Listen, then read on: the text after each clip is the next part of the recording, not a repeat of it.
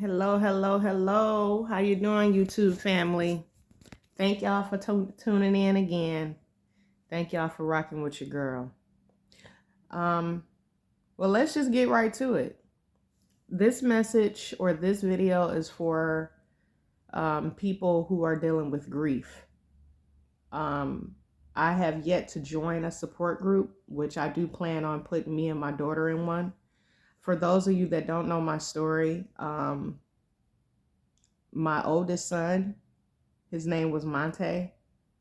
He was murdered July 26, 2024. So I had got off of work. At that time, I was working at US Steel. I got off of work. I got home, laid down, and received a message on Messenger. And it looked like some female, like some random female. But in all I live in Detroit, Michigan. So in all actuality, it was the social worker from Sinai Grace Hospital. She messaged me, told me to contact the hospital as soon as possible.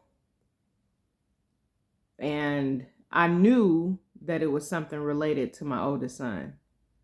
Not because he was a bad person or anything like that, but he was the only one that was living on his own terms freely and at times recklessly. So anyway, I contacted the hospital back, and the lady told me if that famous line of, well, I can't tell you anything over the phone, but you need to get here as soon as possible. Make a long story short, I received the news that my son had been murdered that day, earlier in that day, around 6 o'clock, and it was now like 11 o'clock at night that I'm racing up to the hospital. I say all of that to say I hear my son's voice, right? Y'all don't know him, but Monte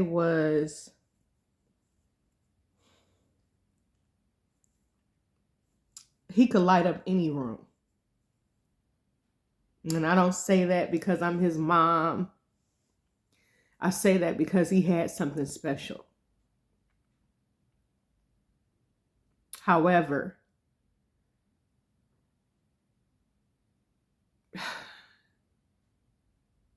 he wanted everything instantaneously.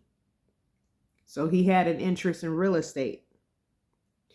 And he would become frustrated when things wasn't happening. He felt like he was spinning in the mud, and he was getting frustrated with life. But he would do whatever he had to do to make a dollar. He wasn't out here hurting people or anything like that, but he wasn't stable either. He was sleeping pillow to post, so to speak, because he didn't want to live here. And the reason why is because in order for my 23-year-old son to live here, my requirement is that you're going to have to keep you a job. You're going to keep you a job. You're going to get into some type of training. You're going to be doing something with yourself.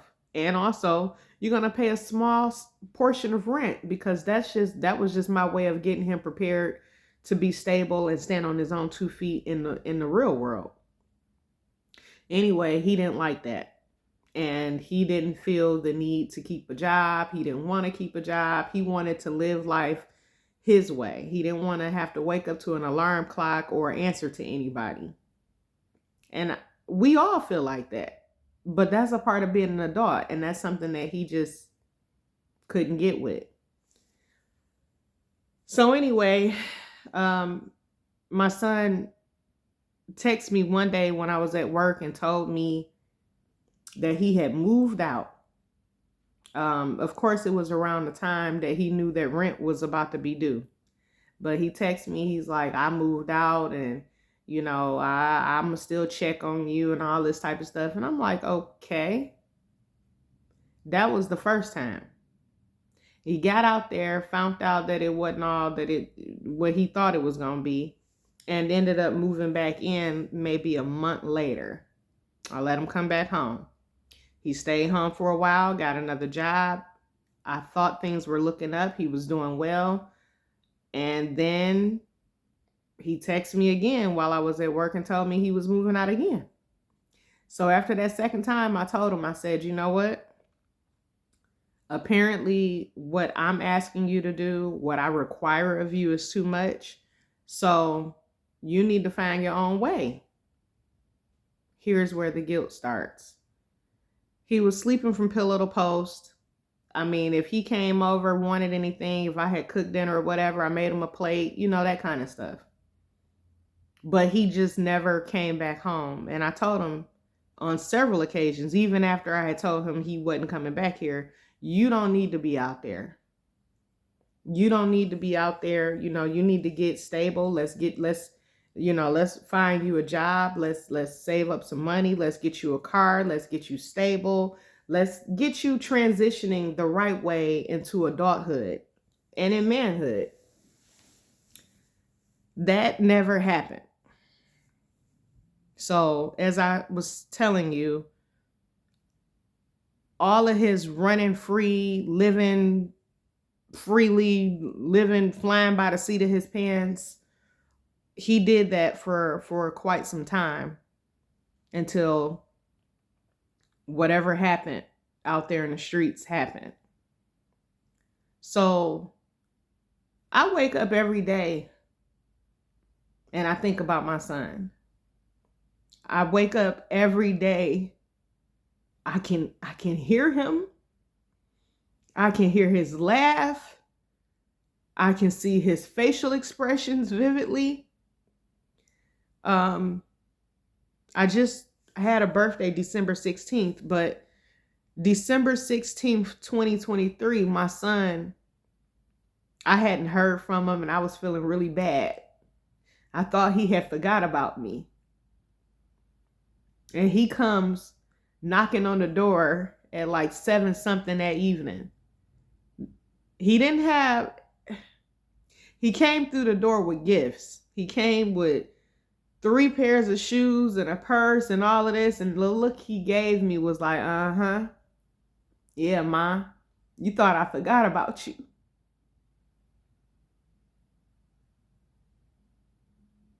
And that was just how he was. He was very spontaneous.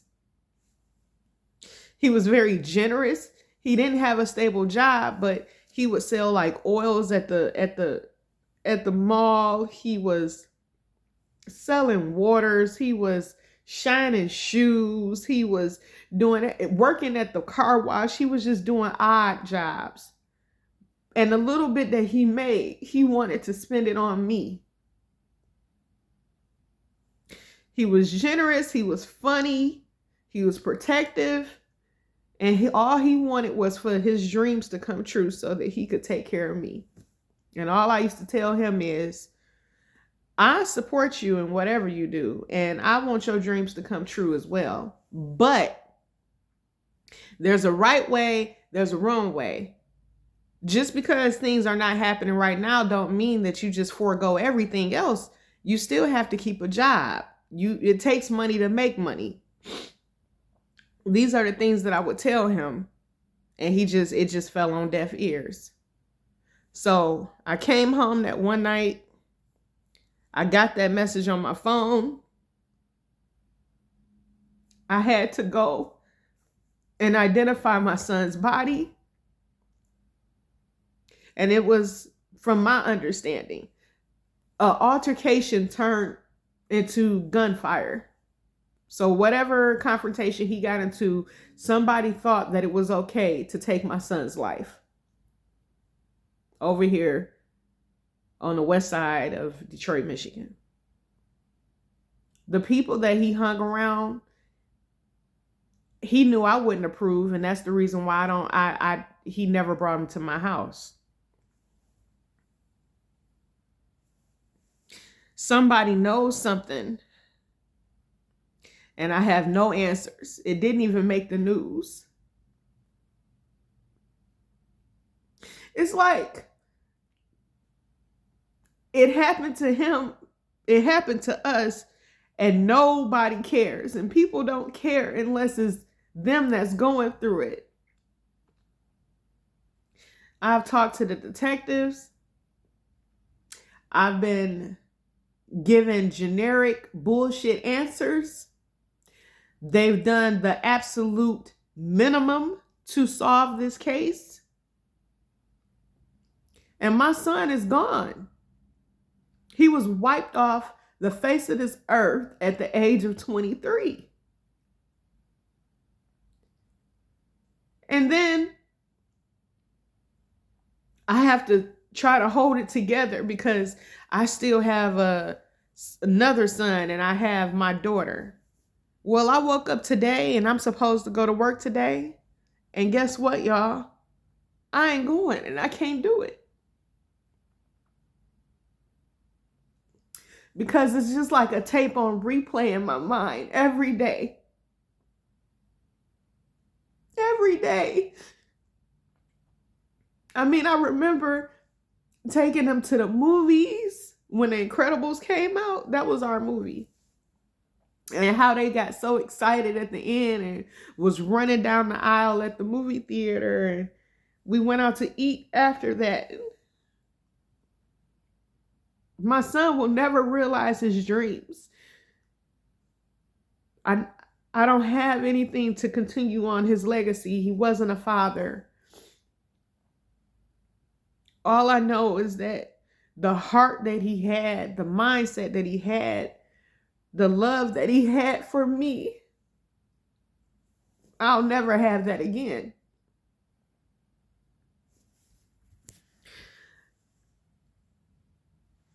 I'm a strong person, but not about this.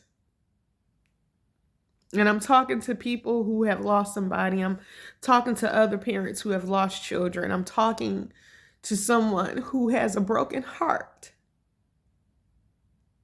I'm hurting. My heart will never be the same. And the fact that nobody is doing anything and nobody cares and I'm supposed to just continue to go on. I had somebody to tell me you will be okay. No, you won't. And I will never be okay.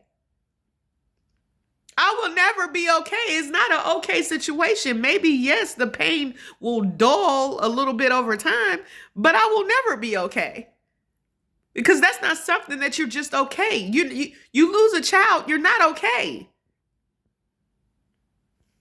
So I say that to say, for the people that don't have anything to say, they don't know what to say, or they just want to say something cliche, if you don't know what this feels like, then, and we don't want you to know. I don't want nobody to experience this, okay?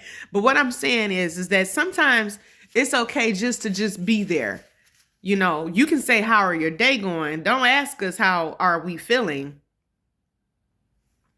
Because while we might have a brave face on, we're broken, fragmented, and shattered on the inside. If you don't know what to say, just say nothing, or just simply say, I don't know how you feel, but I'm praying for you, or you are in my thoughts. Or, you know, I hope that God will mend your broken heart, something of the sort. But don't say that it's going to be okay. That's a pit. It's not. I laugh and I joke all the time, you know, but I'm also dealing with my other son too, who is, it's like I lost one son to the streets by way of gun violence. Then I've lost another son emotionally, and we had that issue prior to this happening. So it's like I've had two losses, two of my children. And then I'm supposed to try to hold it together because I still got my daughter here, you know, and I don't want what I'm feeling day in and day out to affect her negatively. And she's been doing so well and so strong. And I always tell her, you don't have to be strong for me. You know, it's okay for you to express how you feel. It's okay to cry. It's okay to be sad. And that's what I want you guys to know too. I am grieving. I am grieving, and yes, I am on YouTube, and yes, I'm talking about my younger son, the 21-year-old who's hurt me, and who the relationship is just our relationship is shattered,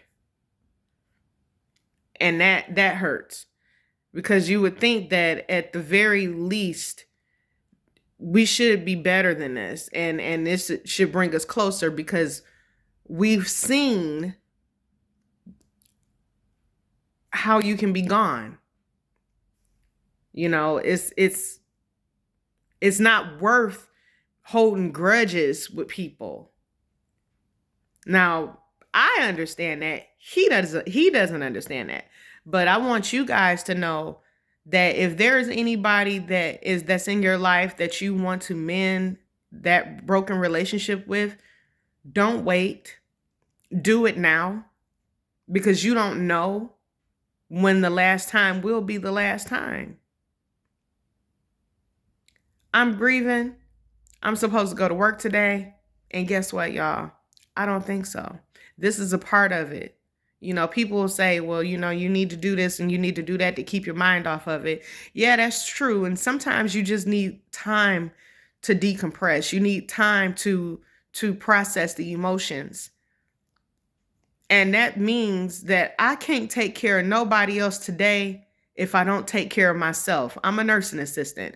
I can't take care of you and give you something that I'm not feeling, which is the love and the compassion and the care and all of this.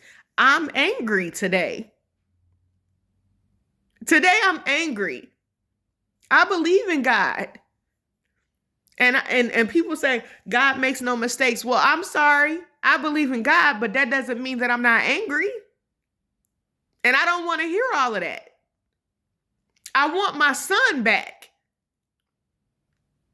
So for other parents that are out there experiencing what I'm feeling, please talk to me in the comments. Tell me what you're doing to get through it. Tell me how you're processing it and what coping mechanisms are you using? Because I need all the help that I can get. I lost one son, and then I got another son that's in my house that has disrespected me and hurt me to the core. And I'm losing him too. So it kind of feels like my world is just closing in on me. I'm not a bad person, and I know that I'm a strong person, and people say God don't put more on you than you can bear. Well, guess what? I beg to differ. Because I'm tired of carrying all of this. All I want is my son back, and it's a nightmare to realize that that's not going to happen. He's not coming back. But I'm still supposed to go on and carry on with my life and be productive and channel my this pain into a positive. Well, some days I am positive. Today ain't one of them. Today ain't one of them. I thank y'all for listening to me. I thank you for allowing me to be vulnerable. And for any parent that's going through what I'm going through, just know that I am so sorry, because I know how you feel. I know how you feel. And I hate that this is a nightmare that we can't wake up from. But I am praying for my own peace, sanity, and the mending of my heart. And I'm praying for yours too. I know that God loves me, but he done made a soldier out of me. And I'm trying to keep marching. But today I'm not going to work. Today I don't feel like it. Today I don't feel like being bothered. And I just want to let anybody that's going through what I'm going through know that it's okay to take a day to yourself. Weeks, if you have to, or however long it takes. You can't be all things for everybody all the time. And that's what I'm allowing myself to realize. I'm strong and I can keep going. And I got to put my brave face on. Well, God damn it, I don't feel brave and I don't feel strong today. So if you can relate, please like, comment, subscribe. We're going to keep talking about real stuff every day. Y'all take care, YouTube.